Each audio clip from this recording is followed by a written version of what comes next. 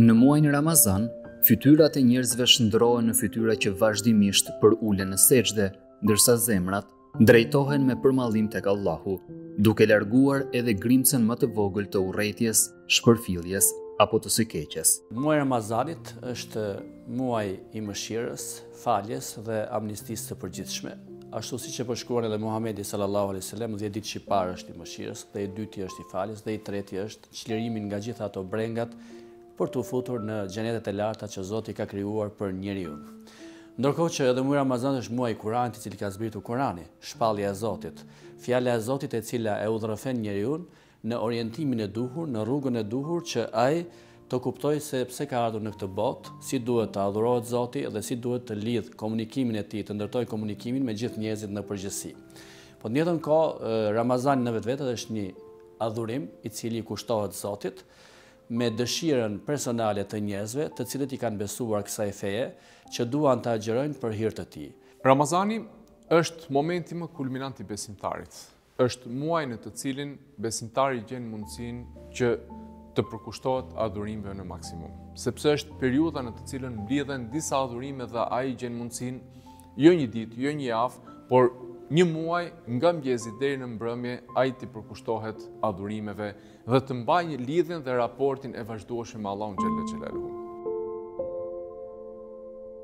Muaji i Ramazanit, edhe pse është një kohë e shkurtër, vetëm një muaj, arrin të transformojë sjelljet tona që kemi përfituar për 11 muaj me radhë. Pra, arrin të na ndryshojë dhe të na lartësojë në vlera dhe në moral të gjithë sjelljet tona që kemi përfituar apo veprimet e këqija që mund të kemi përfituar për 11 muaj me radhë, arrin të na i transformojë dhe të na ndryshojë, të na lartësojë në lartësinë e krijimit tonë.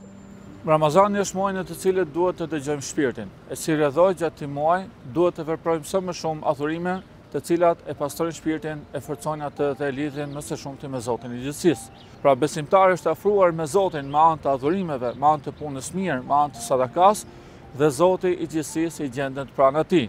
Në këtë muaj është muaj kur besimtari duhet të fitojë kënaqësinë e Zotit, duhet të fitojë xhenetin. Agjërimi e bën njeriu më të mirë, më të bukur, e bën më të sigurt, më të dobishëm, qoftë në familje, në shoqëri. Jo vetëm në këtë botë, por edhe në botën e përtejme ai merr shpërblime të pafundme, patjetër. Në aspektin shpirtëror, agjërimi e maturon shpirtin e njeriut. E bën njeriu, i forcon atij të ndjenjën e solidarizimit, të bamirësisë, ndjenjën e mëshirës, të dashurisë, të falënderimit ndaj Allahut dhe gjithashtu agjërimi i dobëson veset njeriut dhe ato sjellje të pakëndshme që mund të ketë. Ky muaj është muaji i ofertës, një ofertë madhështore e krijuesit të gjithësisë për njeriu që të bëjë kthes, sepse njeriu është gabimtar, gabon. Përderisa gabon, ka nevojë për të penduar tek kush, tek krijuesi i gjithësisë. Dhe ai neve na ka dhënë këtë gjë. Por kjo nuk do të thotë që vetëm Ramazani, po edhe ditët e tjera janë ditë që njeriu mund të kushtojë adhurim Zotit, mund të falet, mund të agjerojë dhe punë të mira, dhe fjala e mirë, dhe buzëqeshja, dhe gjithçka hyn në ato kuptimin e plotë të adhurimit dhe ndërtimi raporteve të mira me gjithë njerëzit në përgjithësi. Adhurimet në këtë muaj marrin tjetër kuptim dhe tjetër vlerë. Kjo kohë është mundësia më e mirë që njeriu të rregullojë marrëdhënien e tij me Zotin dhe me njerëzit. Vetëpërmbajtja është thelbi i këtij adhurimi. Muaji Ramazanit është muaj i agjërimit, sepse është muaj në të cilin besimtari i përkushtohet agjërimit nga mëngjesi deri në mbrëmje. Po ashtu është muaji i Kuranit, muaji i shtimit të adhurimeve dhe muaji i lidhjes apo raportit ndërmjet njeriu dhe Allahu xhalla xhelalu. Për këtë arsye, Ramazani është një mundësi e artë për çdo besimtar që të mbaj fort, të rregulloj marrëdhënien dhe raportin që ka me Allahun xhalla xhelaluhu në aspektin adhurimor. Dhe kjo e bën atë që ai të jetë më i përkushtueshëm në adhurimet e tij, nëse ka patur mangësi në të shkuarën, të rregullojë ato, dhe Ramazani është pikërisht maratona në fund të së cilës profeti alayhi salatu wasalam tregon se një Ramazan i suksesshëm është ai në të cilin dilet me gjunahe të fshira dhe me sevape dhe me adhurime dhe me shpërblime të fituara nga Allahu xhalla xhelaluhu. Dhe si përfundim, është destinacioni për në xhenet. Marrëdhënia e besimtarëve me adhurimet gjatë muajit të Ramazanit është tepër e ngushtë. Gjatë gjithë kohës, besimtarët janë në adhurim të vazhdueshëm, ndryshe në ditët e zakonshme. Për shembull, mund të përmendim namazin, i cili është 5 herë në ditë, por për le të themi 5 minuta ose diçka më tepër, ndërsa agjërushëm njeriu e kalon gjatë gjithë kohën në këtë adhurim. Madje dhe gjatë darkave patjetër që adhurimet bazë janë leximi i Kuranit, namazet, duat, namazit e ravive e kështu me radhë. Përveç këtyre adhurimeve, një adhurim i rëndësishëm është dhe vetëpërmbajtja ndaj sjelljeve jo të hijshme. Edhe heshtja apo gjumi i agjëruesit konsiderohet si adhurim. Gjatë gjithë muajit të Ramazan, besimtarët përpiqen të garojnë me vepra të mira. Zemrat e tyre zbuten edhe më tepër.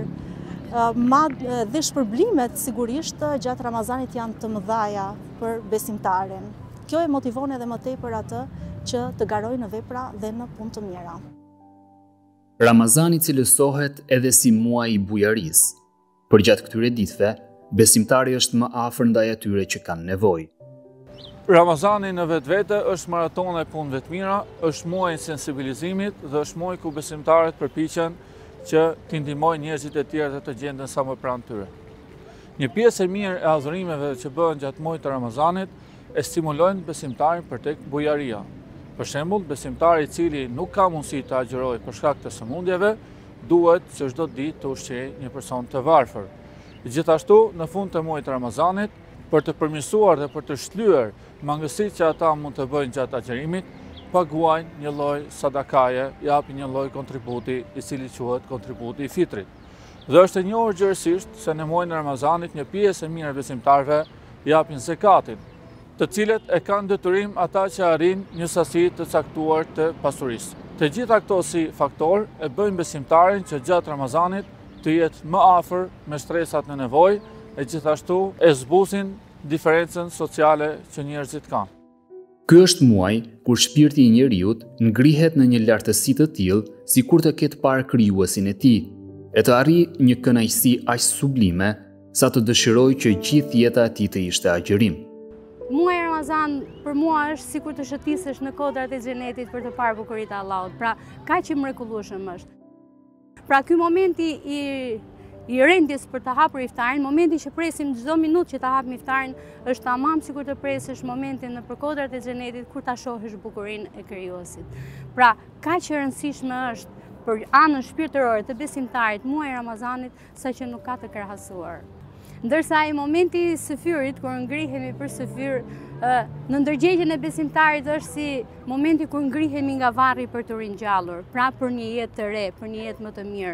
Pra, një krahasim kaq i bukur në zemrën e besimtarit arrin ta çojë atë deri në atë grad, deri në atë lartësi, saqë të thotë sikur të ishte i gjithë viti Ramazan do ishte më mirë. Pra, ky muaj ka vlerë kaq të madhe, ky muaj ka mirësi kaq të mëdha, saqë do t'i sugjeroja të gjithëve ta provonin se do të shihnin çfarë mrekullie është. Zemrat zbuten e shpirti qetësohet dhe kthimi te Zoti yt është më i mirë se çdo gjë tjetër. Mëshira e Allahut është aty, duke pritur për ty që ti të trokasësh dhe të thotë mirë se vjen. Mëshira e Zotit është e pakufishme për njerëzit në tokë. E rëndësishme është që njerëzit me vullnetin e tyre të kthehen kësaj, të kërkojnë falje prej atij dhe mëshirë prej atij dhe të lidhin raportet e ngushta me familjet e tyre, me njerëzit në përgjithësi, që të jenë më të mirë, më të dashur, më të begat dhe më punëmirë. Kjo është ajo që neve na mëson feja islame, e cila është feja e parimeve universale për të respektuar njëri tjetrin dhe për të shpërndar atë mëshirën tonë dhe mshurinë tonë me të tjerët që neve na rrethojnë. Agjërimi i pastron zemrat që janë vendi dashurisë, mëshirës dhe guximit. Ai fisnikëron shpirtrat, që janë vendi i përkushtimit, devotshmërisë, nderit, moralit dhe virtyteve të larta njerëzore.